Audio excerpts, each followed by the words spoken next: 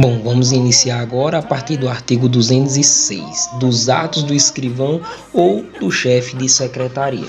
Então fala assim, ó, o artigo 206 fala que ao receber a petição inicial de processo, o escrivão ou o chefe de secretaria a autuará mencionando o juízo, a natureza do processo, o número de seu registro, o nome das partes e a data de seu início e procederá de mesmo modo em relação aos volumes e informação. Isso acontece muito quando você protocola uma petição inicial e ela fica concluso, né? Então, quando você protocola uma peça, ela não vai diretamente para o juiz, ela fica aguardando um servidor receber essa peça, fazer a distribuição para um dos magistrados daquela vara e antes de fazer a distribuição, ele coloca nomes das partes ou ele designa novas nomenclaturas se foi errado, porque dá uma olhada, né? Então, continuando, artigo 207. O escrivão ou o chefe de secretaria numerará e rubricar todas as folhas dos autos. Isso aqui é para processo físico, porque processo digital já vem numerado e rubricado, tá?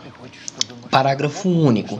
À parte, ao procurador, ao membro do Ministério Público, ao defensor público e aos auxiliares da Justiça, é facultado rubricar as folhas correspondentes aos atos em que intervierem. Também não é preciso em processo digital, isso é mais para processo físico, tá?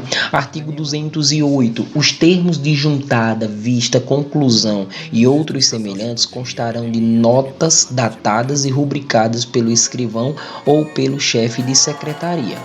Artigo 209. Os atos e os termos do processo serão assinados pelas pessoas que neles intervierem. Todavia, quando essas não puderem ou não quiserem firmá-los, o escrivão ou chefe de secretaria certificará a ocorrência. Gente, isso aqui é rúbrica, assinaturas que são feitas nos atos processuais, mas é mais para o processo físico.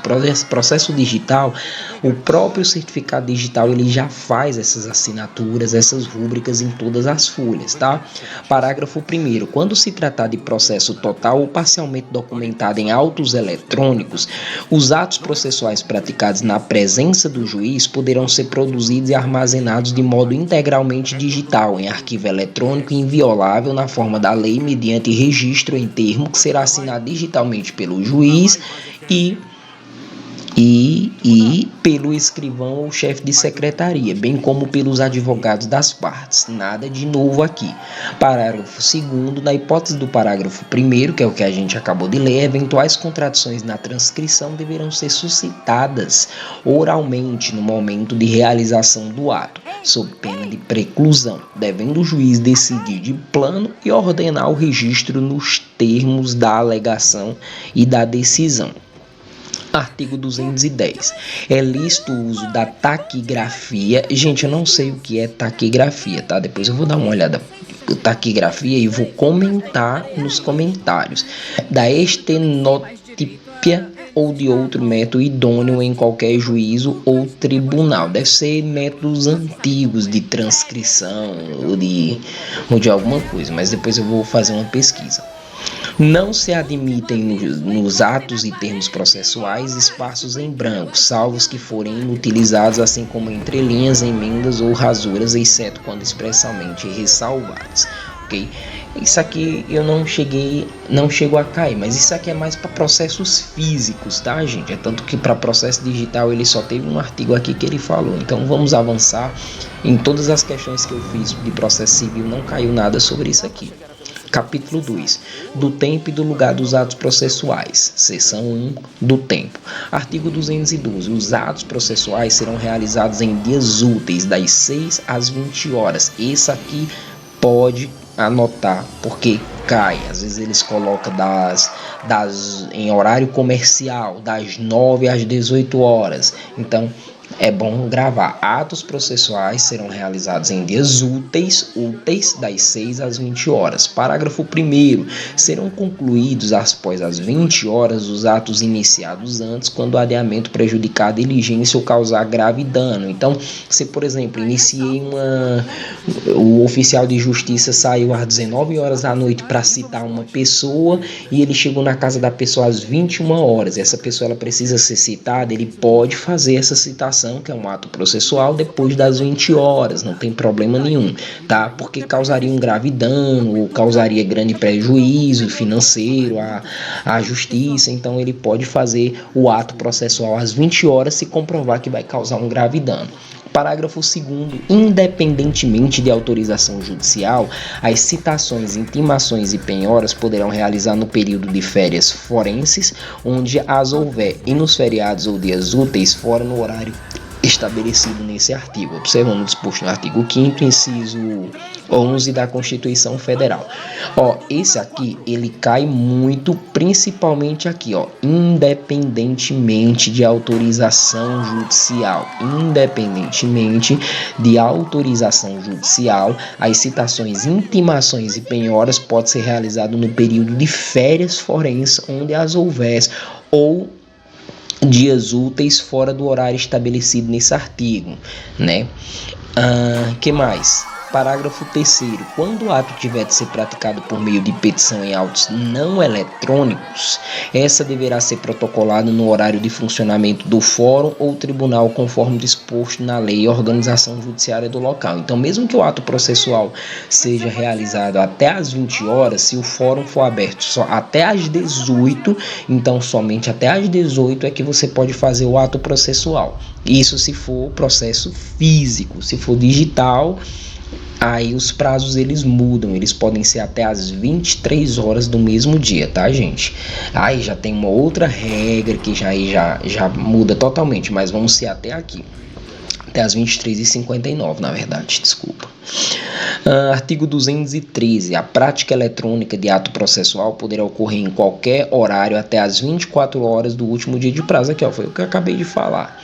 Então, se for processo físico, o ato processual até às 20 horas. Se for processo eletrônico, até às 23 horas e 59 minutos daquele dia, pode ser realizada a juntada de contestação, por exemplo, ou qualquer ato processual, que não será intempestivo. Parágrafo único. O horário vigente no juízo perante o qual o ato deve ser praticado será considerado para fins de atendimento do prazo, apenas para fins de atendimento.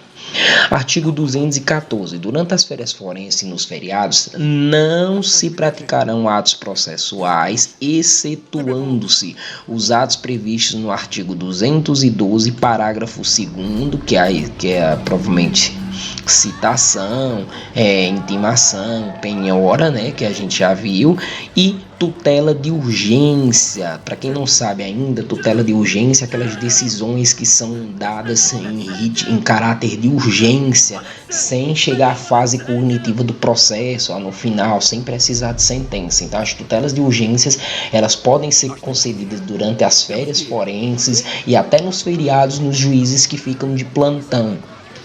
Artigo 215. Processam-se durante as férias forenses, onde as houver, e não se suspendem pela superveniência delas. Então, durante as férias forenses, o que acontece? Os procedimentos de jurisdição voluntários necessários à conservação de direitos quando puderem ser prejudicados pelo adiamento. Então, as férias forenses, que é aquelas férias entre 23 de dezembro a 23 de janeiro, os juízes não trabalham. Eles estão lá, mas eles não vão proferir nenhuma decisão para dar andamento nos processos que não forem urgentes ou que não forem procedimentos de jurisdição voluntária. O que é procedimentos de jurisdição voluntária? É aqueles procedimentos que não tem litígio, como por exemplo, juiz, eu preciso que você decrete um divórcio porque as partes estão de acordo. Então, esses procedimentos de jurisdição voluntária, o juiz ele pode decretar o divórcio mesmo nas férias forenses, tá? A ação de alimentos e os processos de nomeação, remoção de tutor e curador. Alimentos não dá para esperar o juiz voltar das férias dele, tem que ter um juiz de plantão para julgar isso logo, porque a criança está precisando. Os processos que a lei determinar. Existem inúmeros processos que durante as férias forenses a lei permite que o juiz ele julgue. Artigo 216. Gente, eu vou grifar isso aqui porque cai, tá? Então isso aqui pode ler que vai cair. Artigo 216. Além dos declarados em lei, são feriados para efeitos forenses os sábados, os domingos e os dias em que não haja expediente forense. Seção 2, do lugar. A gente está em quantos minutos de vídeo? 10 minutos, vamos lá. Artigo 217. Os atos processuais realizar-se-ão ordinariamente na sede do juiz ou excepcionalmente em outro lugar em razão da deferência, de interesse da justiça, da natureza do ato ou do obstáculo arguido pelo interessado e acolhido pelo juiz. Ok, dos prazos. Deixa eu ver aqui um negócio. A gente vai puxar os prazos. E aí os prazos, meu amigo, é muita coisa. Então a gente vai gravar um vídeo exclusivo para prazos, porque prazo cai, tem muita numeração, tem muita coisa. Então a gente vai gravar um segundo capítulo, um segundo vídeo só para prazos processuais. Vejo vocês no próximo vídeo.